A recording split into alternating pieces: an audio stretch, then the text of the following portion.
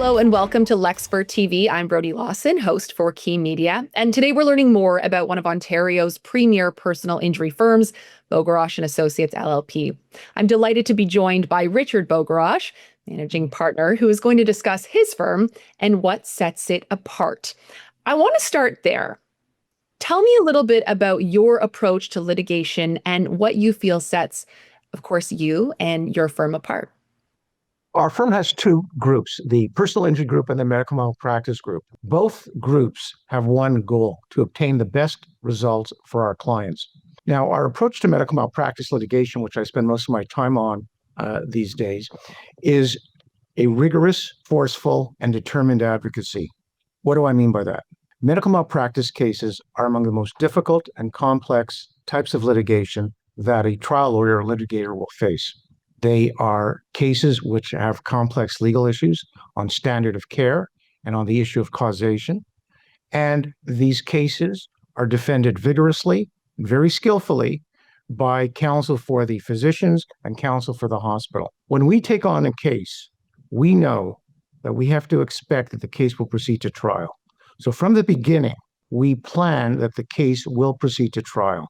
Our advocacy, our strategy is all predicated on that assumption. But what do? We understand that to litigate these cases successfully, you must be determined, you must be resolute, and you must be able to have the resources to see these cases through to trial and to appeal. And we take these cases on, and knowing how difficult and costly they may be, but we will fight them and litigate them to conclusion. Now, what do we do when we're retained on a case? First of all, let me just say one thing. It's a great privilege and honor to act for our clients or the families of our clients where their family member has passed away. It really is a great honor and a great privilege, something that we never forget. And every day we strive to be worthy of the trust and confidence that our clients repose upon us. Let me say from the beginning, we give our clients a plan, a strategic insight into their case, what the issues are, and how we're going to succeed. The first thing we do internally is analyze the case, make sure we understand the medicine and the science. And today there are many, many resources on the internet available to see if it's a surgical case, to see the type of procedure that was undertaken, and on other cases to understand very well the medical issues involved. And of course, in every case, we are guided by experts, highly credentialed experts, who educate us about the medicine and the science. And that informs our strategy and informs the approach that we will take to the litigation. Now, what we do is when we take on a case, we determine first of all, what are the legal issues? What experts do we need? And how are we going to bring this case to conclusion? And that informs our overriding strategic objective. What is the case about? What are the issues? And how are we going to win the case? Now, what do? We certainly examine the medical and issues, whether or not there is a breach of the standard of care, and whether the breach caused the harm that has afflicted or injured our client and or their family member. And what we do then is we look to start a lawsuit as promptly as we can when we have enough knowledge about the case that we can draft the statement of claim, which is the document that starts the lawsuit, and that we have an idea when the discoveries will take place. So when we draft the statement of claim, and we'll have it issued generally within about 6 to 9 months of being retained, and we're generally retained shortly after an incident, because I think many people today are aware that there is generally a 2-year limitation period from the time that they can reasonably have discovered the injury or had enough facts in which they were able to discover that they had a claim.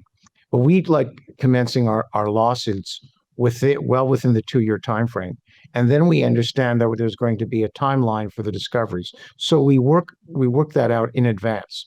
And by working it out in advance and by starting the lawsuit fairly quickly within the time frame, we're able to bring the cases to We hope a resolution, if in fact it's not defensible, within say 3 or 4 years from the time of the incident, which is still a long time, or to trial within about 4 to 5 years. The issue of delay is something that we have no control of. Everyone is aware of the delay in this litigation system and the administration of justice. The problem primarily in Ontario, which is the largest center in Canada, which has the most cases in Canada, is that there are simply not enough Superior Court judges. And the responsibility for appointing Superior Court judges rests with the federal government. So what adds to the delay is the shortage of judges. Now, the judges in this province are very hardworking, but there is only so much that the administration of justice can endure without having the resources that they need. And the problem, as I said, is a real shortage of judges, which adds to the delay and adds to the uncertainty that our clients face and the anxiety. So until the federal government is going to deal with the issue in Ontario with the shortage of judges, delay, unfortunately, will be a companion to every lawsuit. And it's an unfortunate matter, but it's simply beyond the control of lawyers, of the litigants, and really of the judges in Ontario. It depends on the federal government. Well, what do? We try our best to work these cases diligently and effectively, and we're aided in that by the cooperation we receive from opposing counsel. We had a case which was a compromised baby case, a birth trauma case, that we were able to resolve in under 4 years through the great cooperation of counsel. It was a very, very sad and tragic case, and the damage is clearly understood by everyone. And we were able to resolve it in about 4 years or so. And again, in order to move cases expeditiously, we require the cooperation of counsel, but we also move our cases diligently, as I indicated earlier, by starting the lawsuit, not at the 2-year mark, but well before that, provided we have all the information necessary to draft the claim and to attend on discoveries. And we do that. We have a team at Bogoroch and Associates of lawyers working solely and exclusively on medical malpractice cases, and we have law clerks assigned to these files that assist in the handling of these cases. And for our clients' benefit, they know that there is a team with the resources necessary and required today to take these cases to the trial. So that really is our approach. It's determination, it's resolution, and a fierce dedication to obtain access to justice for our clients. In recent years, we've seen a shift towards virtual discoveries and mediation. What are the main pros and cons to this approach, would you say? And how does your team use them to your client's advantage? Since COVID, discoveries have been virtual, and so have mediation. The vast majority of our examinations for discovery are done virtually today, as are the mediations. In many cases, I prefer an in-person discovery. I think it's important on a number of different fronts. It's very important to be able to assess the defendant physician, and which you don't always get from a virtual discovery. So I'm a big believer in in-person discoveries. I'm also a big believer in in-person mediations. Now, very few of our mediations in the past 6 years have been in person. There have been a few, and we like attending in-person mediations, but again, it depends on the cooperation of counsel. And if they are not prepared to have an in-person mediation, we will have a virtual mediation.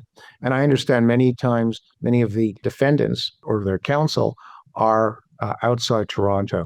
So it makes an in-person mediation somewhat more problematic and perhaps less convenient.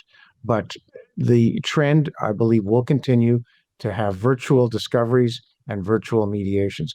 And it is a welcome trend because I think our clients like it, but in certain situations, we will arrange for our clients to be in our office so that if we're obtaining instructions, it's much more practical, much more efficient if they are in person.